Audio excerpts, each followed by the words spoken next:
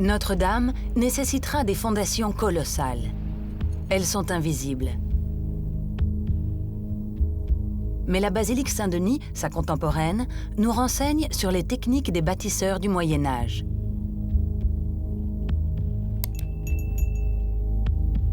On voit ici qu'ils ont utilisé toute forme de pierres, parfois des pierres abandonnées, des pierres de carrière. Ici, il y a une trace d'emboîture.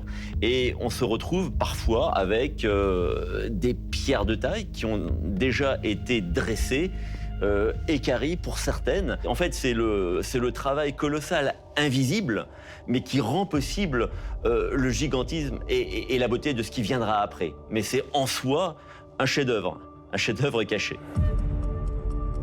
Alors comment ce chef-d'œuvre invisible a-t-il été conçu et bâti? C'est par le chœur de Notre-Dame que les ouvriers ont démarré les travaux. Première étape, creuser afin de trouver un sol suffisamment solide pour recevoir la quantité titanesque de pierre sur laquelle reposera l'édifice. Mais la géologie de l'île de la Cité ne leur facilite pas la tâche. Ils creusent encore, jusqu'à atteindre 9 mètres de profondeur.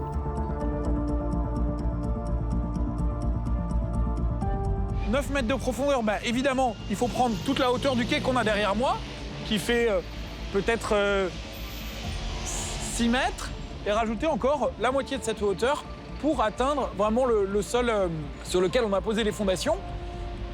C'est un sol qui, évidemment, est profond, mais qui est en plus dans l'eau. À chaque crue hivernale, l'eau monte et ça fait que c'est pas terrible comme sol. C'est pas une fondation qui est suffisamment stable, suffisamment dure. Le risque était très grand d'avoir de l'affaissement de terre sous les fondations de la cathédrale et donc, à terme, de déformer l'ouvrage en hauteur. Pour assurer la stabilité des fondations dans ce sol gorgé d'eau, le maître d'œuvre aurait décidé d'enfoncer d'imposants pieux en bois profondément dans le sous-sol. Planter des pieux dans le lit de la rivière, sous la fondation, c'est empêcher un éventuel affouillement des fondations et donc une déformation de la cathédrale. Une fois ces pieux en place, les ouvriers pourront maçonner les fondations à l'aide de pierres calcaires et de mortiers. Il faut creuser d'énormes tranchées et créer une sorte de réseau de fondations.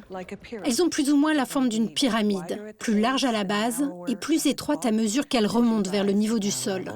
Enfouies à 9 mètres de profondeur, les fondations de Notre-Dame présentent une autre caractéristique. Comme à Saint-Denis, on y réemploie des éléments d'anciens édifices religieux rasés pour laisser place à la cathédrale, à l'image de ces pieds de colonne. À cette époque, les pierres ont du pouvoir. Elles rayonnent, elles sont chargées d'énergie. Ça serait comme pour nous aujourd'hui de véritables piles. Elles transmettent en fait tout simplement la force symbolique et elles confèrent au mur à la fois une protection, à la fois une continuité avec les édifices antérieurs. Ces fondations, bâties au cours des années 1160, seront l'une des principales forces de l'édifice. Une force conjuguée à une autre, celle de la pierre, offerte par le sous-sol parisien comme un fruit mûr, prêt à être cueilli. Il y avait, sous les collines environnantes, le matériau qu'il fallait. Cette roche sédimentaire, déposée il y a 45 millions d'années, nous disent les géologues, dans une mer chaude et peu profonde. Ça nous fait rêver. Et a déposé un calcaire magnifique, qui est caractéristique du centre du bassin parisien. La Seine et ses affluents donnent accès au niveau de leurs coteaux aux bandes calcaires. Et la Seine qui conduit jusqu'ici est un vecteur d'approvisionnement du chantier qui est extrêmement favorable. Mais si Notre-Dame sera de pierre, son achèvement serait impossible sans un autre matériau, le bois. Celui qui constituera les échafaudages indispensables à l'érection de l'église. Il proviendra des forêts appartenant à l'évêché. Aujourd'hui, lorsqu'on regarde une cathédrale, on ne pense pas au bois. Mais il serait impossible de bâtir une cathédrale sans une quantité phénoménale de bois, qui monte à mesure que les murs s'élèvent. Grâce au bois, à la pierre et aux compétences de ses bâtisseurs, le chœur de la cathédrale va pouvoir s'envoler. En quelques années, il va atteindre le niveau des tribunes. Alors que les ouvriers édifient les murs de la claire-voie, ils lancent la construction de ces arcs-boutants d'une portée de 12 mètres, ceux qui assureront la stabilité des futures voûtes. Lancer de tels volets est un défi technologique. On devait en avoir le souffle coupé. C'était spectaculaire de voir ces arches extérieures s'élever aussi haut pour supporter les murs et le toit. Une fois cette étape réalisée, des agrafes en fer seront intégrées à la maçonnerie afin de l'armer pour solidariser le mur. Mais avant de lancer la construction des voûtes, reste à couvrir l'édifice d'une charpente. Elle sera remplacée au siècle suivant, mais son rôle sera tout aussi capital. Il est important de mettre les charpentes avant les voûtes parce que les charpentes protègent l'édifice, bien sûr, mais surtout lui donnent déjà de la masse, le charge, de telle sorte que les murs sont contreventés et ne bougent plus. Il n'y a plus qu'à ériger depuis les charpentes, par le biais d'instruments de levage perfectionnés, les matériaux nécessaires aux voûtes. Parmi ces équipements de chantier, la cage à écureuil. Une roue animée par le mouvement de 2 hommes. Elle permet de soulever, grâce à une corde et des poulies, des charges de plusieurs centaines de kilos. La cage est un moteur et avec le jeu des cordes et des poulies, on peut emmener ce qu'on veut jusqu'à 100 mètres de haut.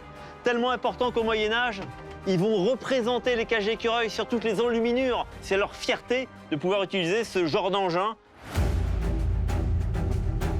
C'est probablement grâce à une cage à écureuil installée dans les combles de la cathédrale qu'ont été hissés les éléments des gigantesques cintres en bois destinés à soutenir les arcs de la voûte. Lorsque ces voûtes s'élevaient, c'étaient les plus hauts du monde. Et elles constituaient l'un des plus ambitieux projets architecturaux en Europe. Deuxième étape de la construction des voûtes, les maçons vont devoir positionner sur les cintres les pierres les unes après les autres, à commencer par la clé de voûte.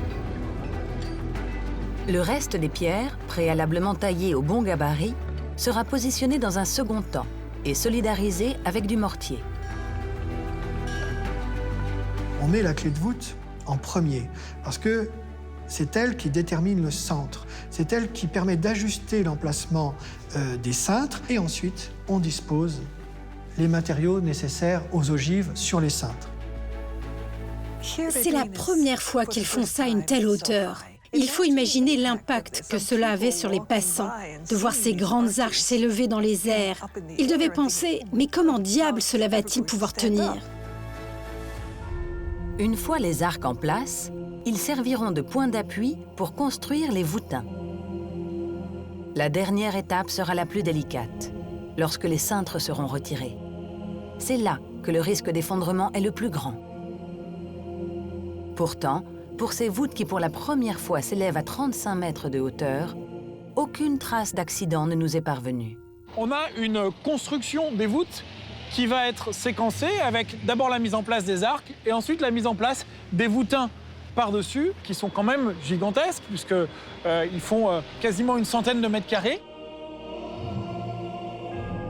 Malgré leur très faible épaisseur, entre 20 et 30 cm, les voûtes de Notre-Dame se sont révélées d'une efficacité redoutable face à l'incendie du 15 avril 2019. Témoignage du génie des bâtisseurs médiévaux, elles ont protégé la majeure partie de l'édifice des flammes, mais aussi des milliers de litres d'eau déversés dessus pour venir à bout de l'incendie.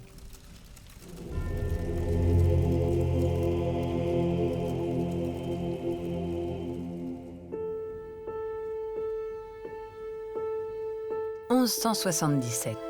Le chœur de la cathédrale est consacré près de 17 ans après le début des travaux déclenchés par Maurice de Sully. Isolé du reste du chantier par une cloison, il va pouvoir accueillir les nombreuses reliques de l'évêché de Paris.